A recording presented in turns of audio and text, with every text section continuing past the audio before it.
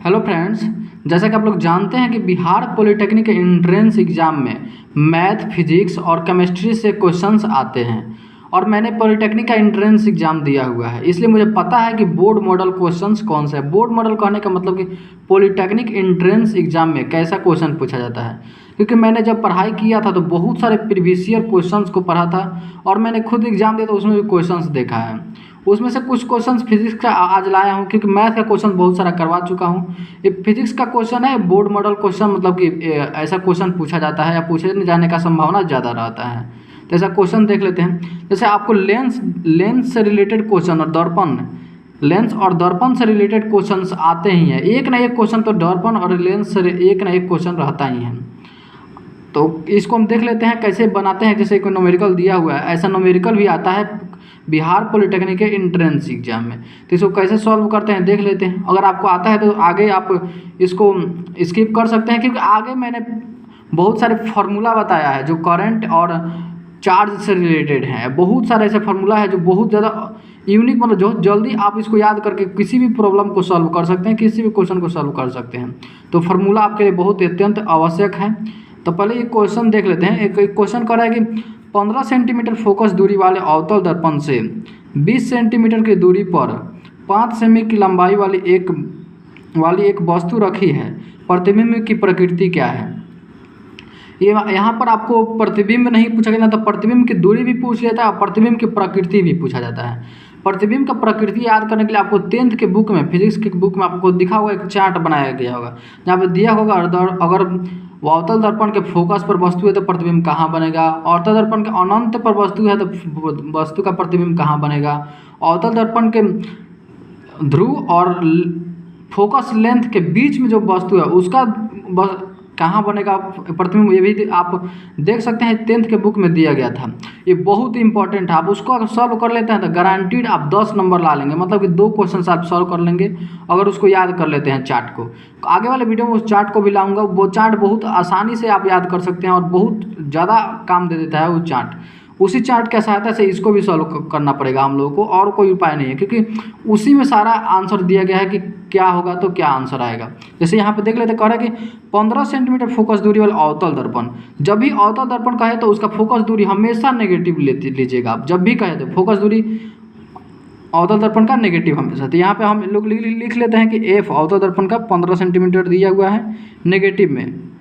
फिर यहाँ पर कह रहा है कि 20 सेंटीमीटर की दूरी पर, यानी यू दूरी हुआ, यानी यू दूरी हमको हमेशा नेगेटिव लेना है, या अवतल दर्पण हो या उत्तल दर्पण हो। इसमें दर्पण नहीं देखना है, हमेशा केवल नेगेटिव ही लेना है यू को।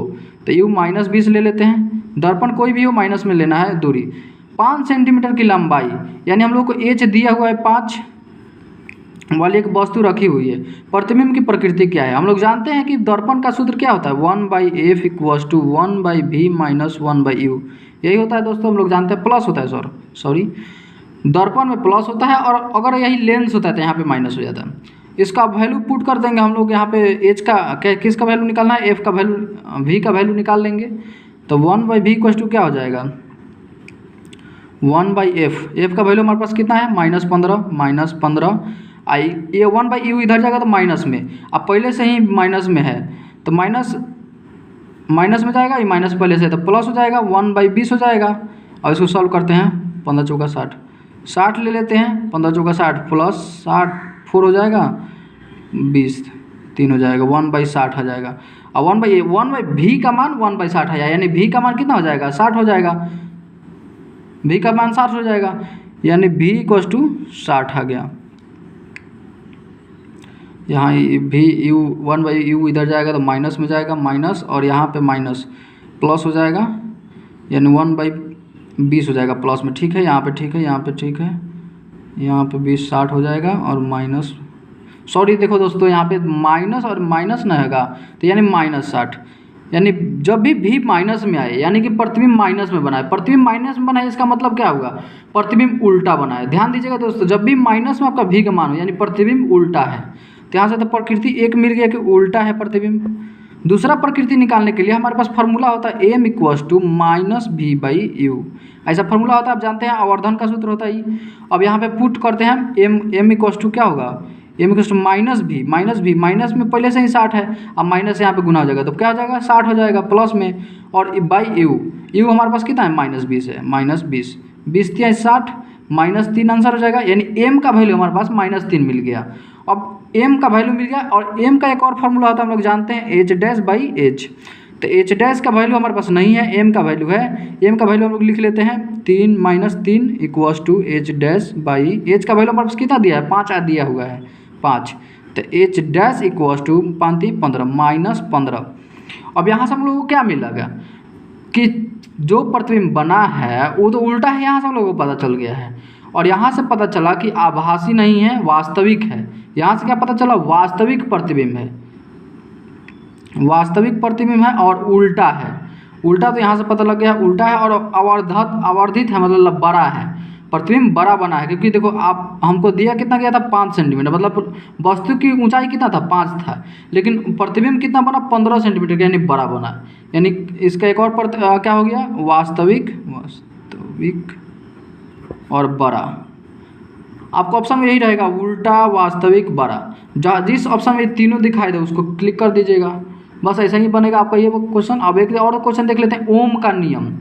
ओम के नियम के अनुसार V बराबर IR, तब इसमें ऑप्शन क्या होगा।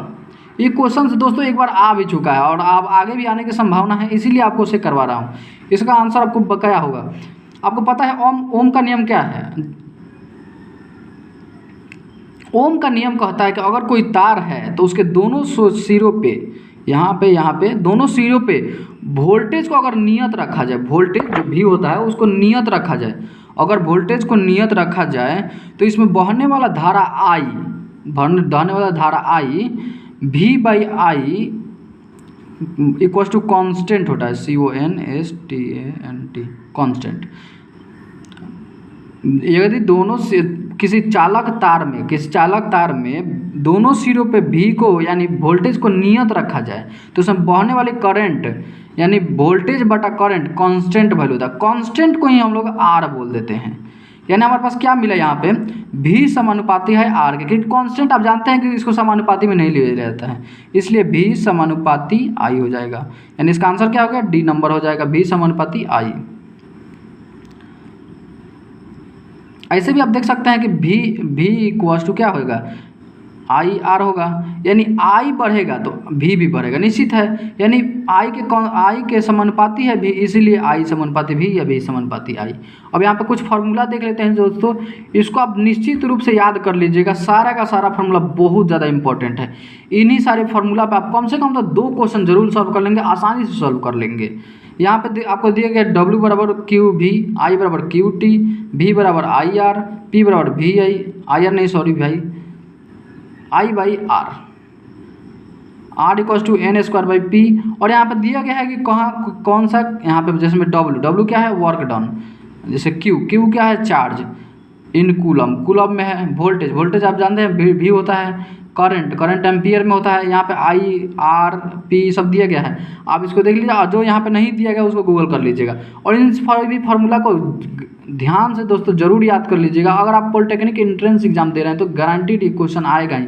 अगर आप इन 2-3 क्वेश्चन, आप एक क्वेश्चन मायने रख देता है सॉल्व करना, क्योंकि आप एक नंबर से भी पीछे छूटते हैं तो आपका रैंक बहुत ऊपर चला जाता है, बहुत ऊपर, आप बहुत पीछे चल जाइएगा बहुत सारे स्टूडेंट से, अगर एक भी क्वेश्चन छूट गया तो। इसलिए ध्यान से इसको पढ़ लीजिएगा, सॉल्व कर लीजिएगा। इस पे हम रिलेटेड क्वेश्चन मैं जरूर आगे लाऊंगा वीडियो में। अगर आप चाहते हैं तो जरूर कमेंट कीजिएगा। अगर कुछ छूट जाए और अगर और कुछ चाहते हैं आप वीडियो में तो आप जरूर से कमेंट कीजिए, या पॉलिटेक्निक से रिलेटेड कोई भी वीडियो चाहते हैं तो मुझे ज़रूर कमेंट कीजिए, मैं उस पर वीडियो बनाने का जरूर कोशिश करूँगा। धन्यवाद।